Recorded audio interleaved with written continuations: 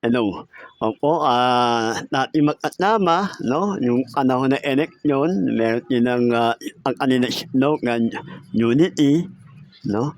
Ngayon po ay, sila po ay nagkakagulo 'no, ang ating Vice President na si Sara at yung ating Presidente 'no, na si Bongbong Marcos, sila po ay nagkakagulo 'no, dahil sa pera 'no, dahil sa corrupt 'no.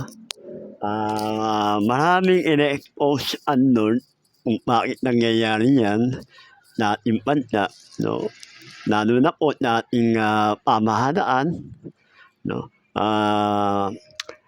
Medyo hindi ho maganda 'no, apektado po ang ating, ekonomiya ng ating bansa. Apektado din ang sambayanang Pilipino 'no.